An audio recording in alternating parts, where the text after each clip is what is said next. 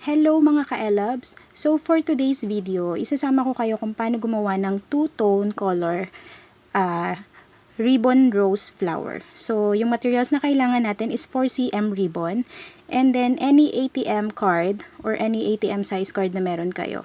So ganito yung pagsukat nito, kailangan lang natin gumawa ng 15 petals each. Pwede rin naman 12 pero ako I prefer talaga 15 para mas bulky tingnan. So, gray and violet yung pagko-combine ko kasi as per dun sa gagawan ko, ito yung favorite color niya. So, sabi ko nga, sounds impossible but possible for me. Since ganyan talaga tayo mga crafters eh. Gagawa tayo ng paraan para makuha natin yung gusto ng mga taong nagre-request. So, ayan, nakagawa na tayo ng 15 petals ng gray and violet. So, ako sinusunog ko yung gilid nito para hindi siya nagninisnes. Which is much better kung gagawin talaga natin kasi hindi siya hassle. Kasi minsan dinidikit-dikit natin yan, nagtatastas talaga siya. So ako kasi gusto ko pag gumawa ako pulido. Yung iba hindi na nila yan ginagawa. So ako ginagawa ko pa rin. So ayan, lagyan lang natin to ng dikit dito. Sa gitna wag kasi mahirap mag-bend siya. So yan, yung gitna nakita nyo hindi ko yan nilagyan ng dikit. So yung both gilid lang. So, pagpatungin lang natin yun, depende sa color na gusto natin. Pwede naman yung violet ang nasa ibabaw, pero ako mas gusto ko kasi to. Then, after natin yun mapagdikit silang dalawa, itupi lang natin into triangle yung both sides, then itupi natin ng pagganito. Ganito rin po yung paggawa ng single type na petal ng ribbon rose. So, ito kasi, again, two-tone color siya. Pagko-combine ko, and tuturuan ko kayo kung paano. So, dapat ganito yung itsura niya. Okay. So, gawin lang natin yan lahat hanggang matapos. And then, after na magawa natin lahat ng petals, yung 15 pieces na yan, ipagdidikit-dikit natin yan. Yung pinagtupian, yan, dapat nakaganyan siya. So, ididikit-dikit lang natin siya. Hanggang matapos natin lahat yan. Saka natin siya iro-roll para mapalabas natin yung flower niya, yung flower style niya. So guys, please do subscribe to my channel po pala para makita nyo kung ano po yung mga tutorials ko pa dito. And nagtuturo din po ako ng mga business at home. Kung mahilig ka magbutingting like me, pwedeng-pwede nyo po itong pagkakitaan sa bahay lamang.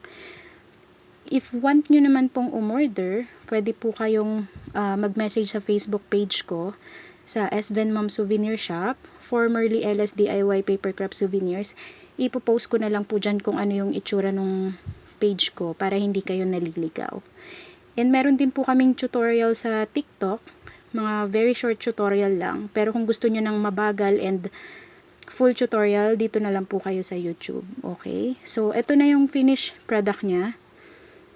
Actually, not finished, but I mean, ito na yung magiging itsura after natin siya mapagdidikit-dikit. So, ibabaliktad natin. Then, we need stick or skewer. Then, yung sa first base, lagi natin yan idikit and itupi natin yan para magmukha siyang flower talaga pag inikot natin. Kasi 'di ba yung rose, ganyan yung itsura niya. Parang meron siyang ano sa loob. Parang meron pa siyang hindi masyadong nakabukadkad. So again, sa pagro-rolyo nito, alalay lang. Huwag pong masyadong siksikin kasi hindi po siya magandang tingnan.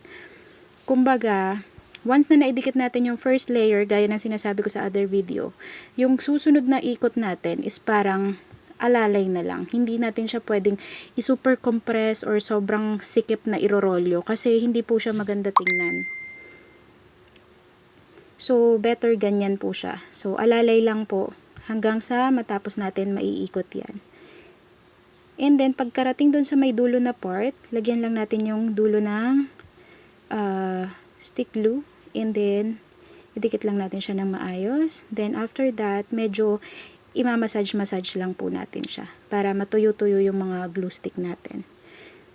So, super ganda po ng two-tone combination na to. Super gandang gawin and dali lang po.